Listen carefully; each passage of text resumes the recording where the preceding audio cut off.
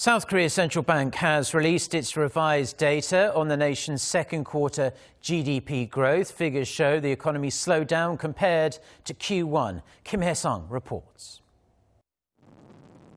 South Korea's economy expanded at a slower than expected pace in the second quarter.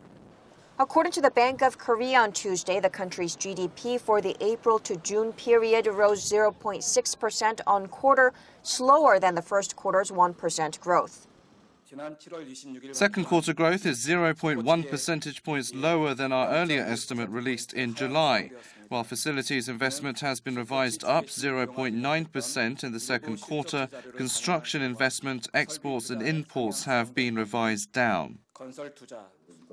Although facilities investment were higher than the earlier estimate, it still tumbled 5.7% in the second quarter, marking the largest on-quarter drop since the first quarter of 2016 due to falling investment in machinery and transportation equipment. Construction investment also contracted around 2% from 1.8% growth in the first quarter as investment in residential buildings decreased. Exports, which account for nearly half of South Korea's GDP, rose 0.4% on quarter, slowing from a 4.4% rise in the first quarter, while imports retreated 3%.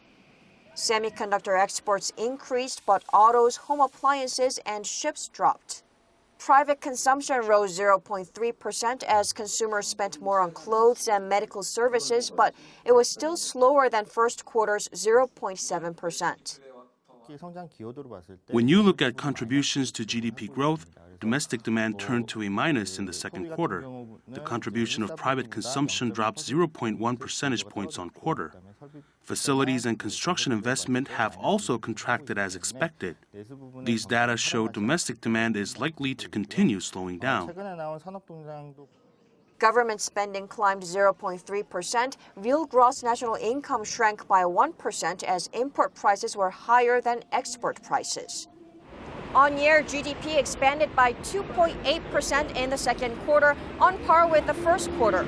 The BOK says to reach its growth target of 2.9% for 2018, the local economy has to expand by 0.91 to 1.03% in the remaining two quarters. Hyesung, Arirang News.